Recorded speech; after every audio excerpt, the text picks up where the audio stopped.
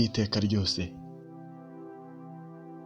Nongeye kugusuhuza wowe wongeye guhitamo neza ukurikirana Roni Magazine, nshimira cyane wowe wahisemo kubana natwe nk'uko natwe twiyemeje kubana nawe ubu n'iteka ryose, ukanda kuri subscribe.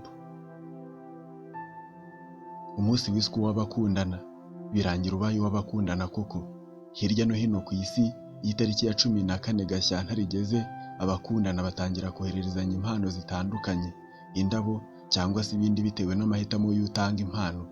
Sinzi ko ufite uwo wita kukunda cyangwa se ukwita umukunzi, uyu munsi ntakwereke ko yakwibutse, mwakongera gucana uwaka. Umunsi w'abakundana mu rurimi rw'icyongereza bawita Valentine's Day cyangwa se mu gifaransa Saint Valentin. Umunsi Kiliziya Gatolika yizihizaho umutagatifu Valentin, uzwiho kuba inkomoko y'uyu munsi. Ese uyu Valentin ubundi ni iki kidasanzwe cyatumye abikirangirire bene aka kageni? Ese uyu munsi ni ibiki byawuranze mu mateka y'isi? Ese kuki abapagani nabo bizihiza uyu munsi? Amayobera avugwa kuri uyu munsi hari aho ahuriye n'amateka y'abaromani, bituma uyu munsi ukomeza kurushaho kuba urujijo. Ndizera ko nunkurikira neza uza gusobanukirwa. Iki kiganiro cyitwa Burahure, ugikurikiranira kuri Roni Magazine. Njye nitwa Romwari, niyo gisubizo.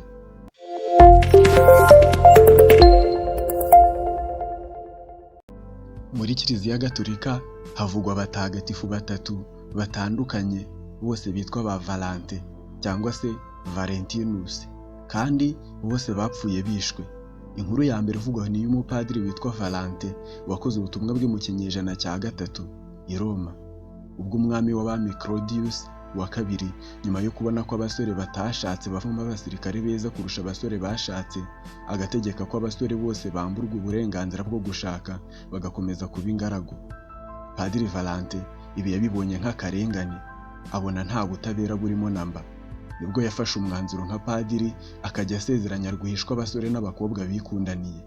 Yakomeje gukora icyo gikorwa cyo gushyigikira urukundo kugeza ubwo ibyo byaje kumenywa n'umwami w'abami Empereur Claudius, ategeka ko yicwa.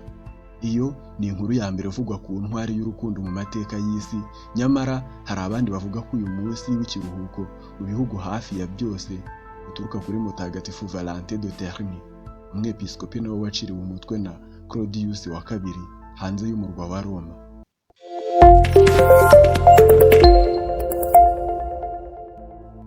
Indi nkuru ivugwa ni ya Valentin ngo wafashaga abakristo bari bafungiye mu magereza ahambaye y'i Roma gucika, aho bakubitwaga bikomeye, bagakoreshwa imirimo y'agahato ndetse bakanakorerwa iyicarubozo ku buryo buteye agahinda.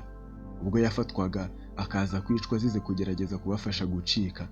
Binavugwa ko akiri muri gereza ngo yaje gukunda umukobwa w'umucungagereza wari warasuye imfungwa.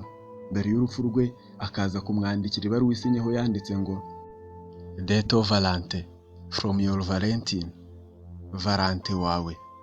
Imvugo igikoreshwa na benshi mu bakundana kugeza ubu iyo bandikirana cyangwa se baganira. Nubwo inkuru ya Saint Valentin yakomeje kuba urujijo, igakomeza kuba urusobe, inkuru zose zimuvugwaho zishimangira ko ari umugabo w'agatangaza, akaba intwari cyane mu rukundo no mu mateka y'abakundana. Aribyo byamugize ikirangirire mu batagatifu bamamaye cyane mu bihugu nk'Ubufaransa n'Ubwongereza. Nyamara abapagani nabo bizihiza uyu munsi ku buryo bwabo kandi bifite inkomoko.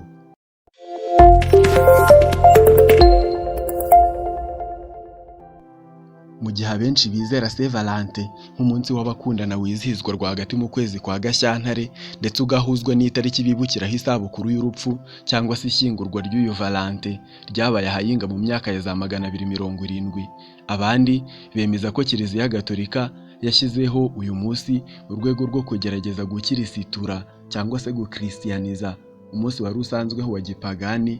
Abaromani bari barahariye umunsi wa Lupercalia wizihizwaga mu kwezi kwa kabiri tariki ya 15. Lupercalia wari umunsi w'akataraboneka w'ibirori bidasanzwe abaromani bateguriraga Faunus, imana y'ubuhinzi, nk'uko byari byaremejwe n'abashinze uyu mujyi aribo Romulus na Remus. Nimubishaka abo nabo tuzabavugaho mu biganiro by'ubutaha.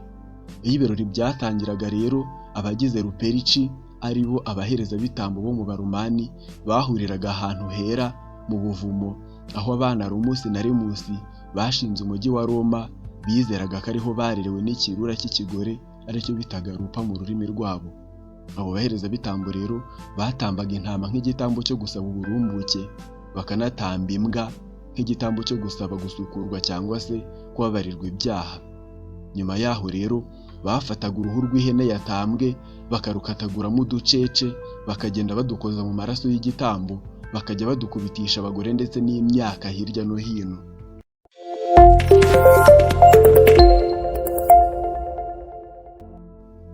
Abagore rero nta bwoba bakiranaga ubwuzu utwo duce tw'uruhu twabakubitwaga, kuko bizeraga ko twatumaga nabo bagira uburumbuke mu mwaka ukurikiyeho.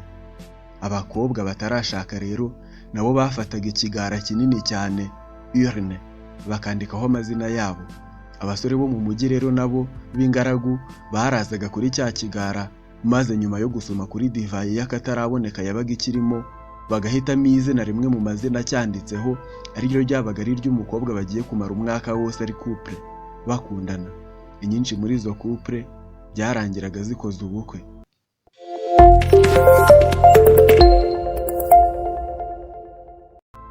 Umunsi abaromani bari barahariye ikigirwamana Faunus Rupercalia, wabashije kurusimbuka inshuro nyinshi ubwo ubukristo bwahabwaga intebe, ariko waje gukomwa mu nkokora ndetse unamirwa burundu n'ubukristo mu mpera z'ikinyejana cya 5, ubwo Papa Gelasius yatangazaga bwa mbere tariki ya 14 Gashyantare nk'umunsi w'abakundana. Kuva ubwo iyo tariki yitirirwa urukundo.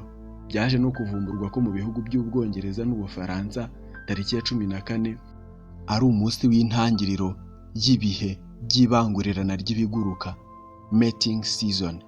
Ibi bituma bishimangirwa ko tariki ya 14 Gashyantare ukwiye kubahwa koko nk'umunsi w'urukundo n'abakundana. Umusizi w'Umwongereza Geoffrey Chaucer yabaye uwa mbere mu gusiga asingiza umunsi w'abakundana. Aha ni mu muvugo we w'igihumbi 375 yise Parliament of Fools.